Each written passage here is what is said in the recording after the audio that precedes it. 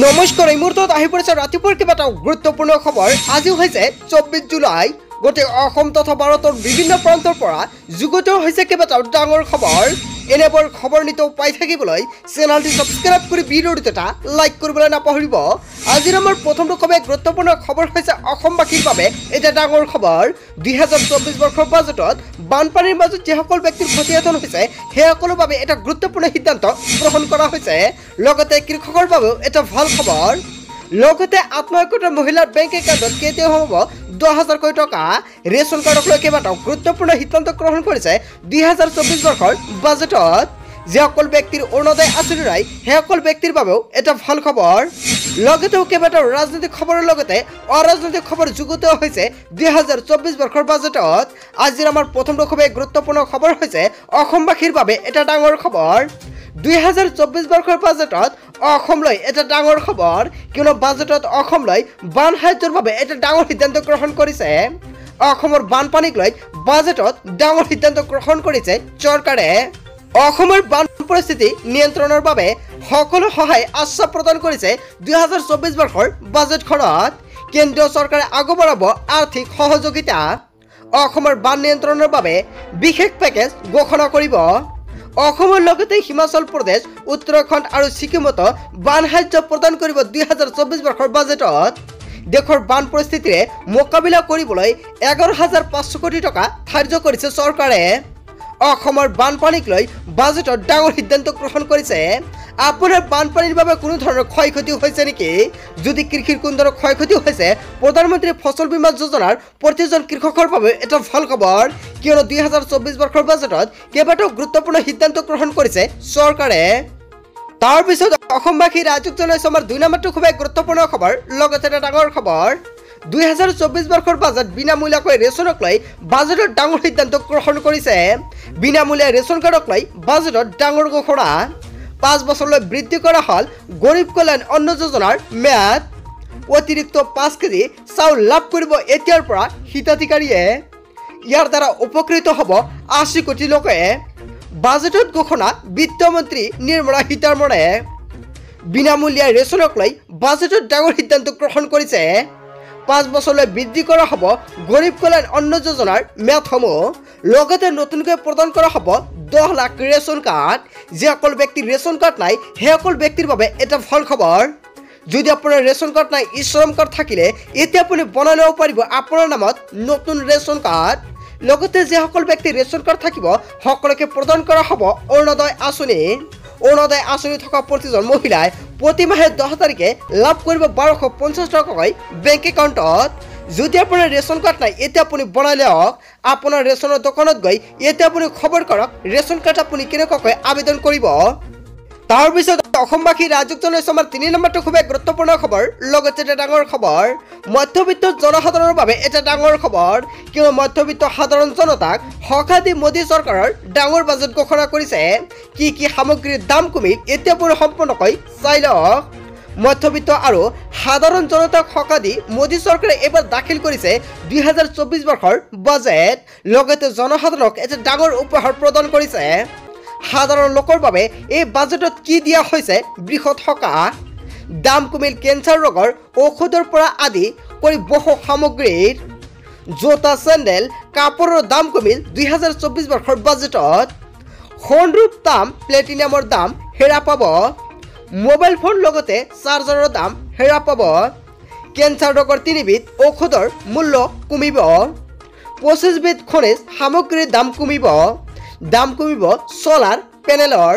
যদি আপুনি ভাবিছে আপুনি এখন চলাৰ কিনিব তেনেক্ষেত্ৰত আপুনি এতিয়া ক্ৰয় কৰিব পাৰিব, কিয়নো চৰকাৰে 2024 বৰ্ষৰ বাজেটত এটা গুৰুত্বপূৰ্ণ সিদ্ধান্ত গ্ৰহণ কৰিছে। ই কমাৰ্চৰ ক্ষেত্ৰত TDS 0.1% হ্ৰাস কৰা হৈছে। এলুমিনিয়াম, নাইট্ৰেটৰ দাম কমিব। নিউক্লিয়াৰ এনাৰ্জিৰ লগতে ৰিনিউৱেবল এনাৰ্জি আৰু স্পেচ লগতে ডিফেন্সৰ বাবে এটা গুৰুত্বপূৰ্ণ সিদ্ধান্ত গ্ৰহণ কৰিছে। টেলিকমিউনিকেশ্যন, হাইটেক লগতে ইলেক্ট্ৰনিক আদিৰ দাম কমিব। চামৰা আৰু বস্ত্ৰৰ দাম কমিব। অক্সিজেন ফ্ৰী লগতে কপাৰৰ দাম হ্ৰাস পাব। 2024 বৰ্ষৰ বাজেটত চৰকাৰে কেইবাটাও বৃহৎ উপহাৰ প্ৰদান কৰিছে অসমবাসীৰ লগতে ভাৰতবাসীক।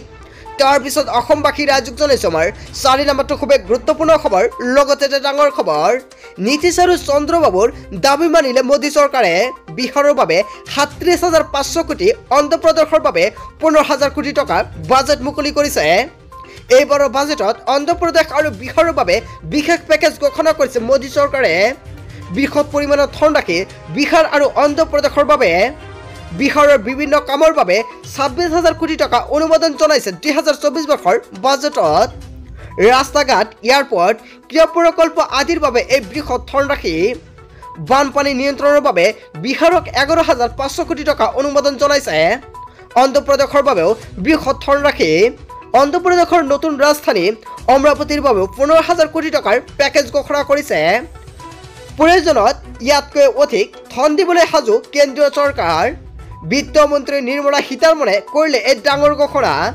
দুয়োখন ৰাজ্যই বিশেষ ৰাজ্যৰ দাবী কৰি আহিছিল বিশেষ ৰাজ্যৰ মৰ্যাদা নিদিলে বৃহৎ পৰিমাণৰ ধন ৰাখি অনুমোদন কেন্দ্ৰৰ জেডিইউ আৰু টিডিপিৰ ওপৰতো নিৰ্ভৰ কৰিছে মোদী চৰকাৰৰ ভৱিষ্যত তাৰ পিছত অসমবাসী ৰাইজক জনাইছো আমাৰ 6 নম্বৰটো খুব গুৰুত্বপূৰ্ণ খবৰ লগতে এটা ডাঙৰ খবৰ এনআৰচিৰ বায়োমেট্ৰিক নথকা ৯,২২,০০০ লোকে লাভ কৰিব আধাৰ কাৰ্ড নথকা লোকক নথি পত্ৰ দাখিল কৰিবলৈ নিৰ্দেশ প্ৰদান কৰিছে চৰকাৰে এনআৰচিৰ বাবে আধাৰ কাৰ্ড নোপোৱা লাখ লাখ লোকৰ বাবে আহি গ'ল এটা ভাল খবৰ ৯,২২,০০০ লোকে লাভ কৰিব আধাৰ কাৰ্ড খিলঞ্জীয় প্ৰতিগৰাকী লোকে লাভ কৰিব আধাৰ কাৰ্ড নথকা লোকক নথি পত্ৰ জমা দিবলৈ দিয়া হৈছে নিৰ্দেশনা বদৰপুৰ পাথাৰকান্দি ৰামকৃষ্ণনগৰ কৰিমগঞ্জ আধাৰ নথকা লোকক দিয়া হৈছে চৰকাৰে এটা ডাঙৰ নিৰ্দেশনা প্ৰদান কৰিছে লগতে কেইবাখনৰ নথি পত্ৰ আপুনি জমা দিয়ক লগতে যিসকল ব্যক্তি গোৱালপাৰা জিলাৰ বাসিন্দা সেইসকল ব্যক্তিয়ে ডিচি অফিচত গৈ এতিয়া আপুনি এখন এপ্লিকেশ্যন দিয়ক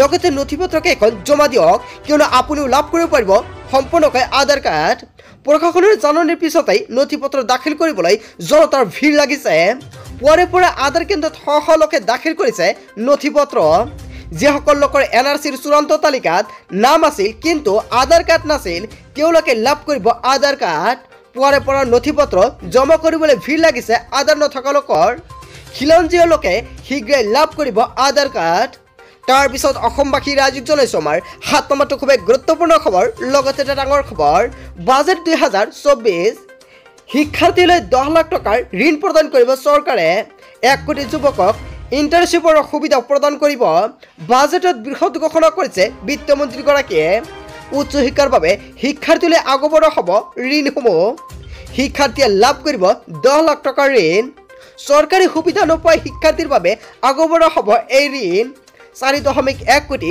যুৱকৰ বাবে ৰোজগাৰ ঘোষণা কৰিছে দেশৰ ১ কোটি যুৱকক ইণ্টাৰ্ণশ্বিপৰ সুবিধা ঘোষণা কৰিছে দেশৰ ৫০০টা শীৰ্ষস্থানীয় প্ৰতিষ্ঠানত লাভ কৰিব ইণ্টাৰ্ণশ্বিপৰ সুবিধা কেৱল ইয়াই নহয় প্ৰশিক্ষণৰ খৰচ বহন কৰিব সংশ্লিষ্ট সংস্থাই ৫,০০০ টকাকৈ লাভ কৰিব ভাত্তা বাজেট ভাষণত উল্লেখ কৰিছে বিত্তমন্ত্ৰী নিৰ্মলা সীতাৰমণে উচ্চ শিক্ষাৰ বাবে শিক্ষাৰ্থীলৈ আগবঢ়োৱা হ'ব এই ঋণসমূহ তাৰ পিছত অসমবাসী ৰাইজক জনাইছো আমাৰ ৮ নম্বৰটো খুব গুৰুত্বপূৰ্ণ খবৰ লগতে এটা ডাঙৰ খবৰ ২০২৪ চনৰ বাজেটত ইনকাম টেক্সক লৈও বাজেটত ডাঙৰ ঘোষণা কৰিছে আহি গ'ল নতুন নিয়ম ইনকাম টেক্সক লৈ বাজেটত ডাঙৰ ঘোষণা আহি গ'ল নতুন নিয়ম ৩ লাখ টকা পৰ্যন্ত দিব নালাগে কৰ বছৰি ৩ লাখ টকা উপাৰ্জন লৈ ৰেহাই দিয়া হৈছে আয়কৰ ৩ পৰা ৭ লাখ টকালৈকে আয়কৰ ৫% ৰেহাই দিয়া হৈছে ৭ পৰা ১০ লাখ টকালৈকে আয়কৰ ১০% ৰেহাই দিয়া হৈছে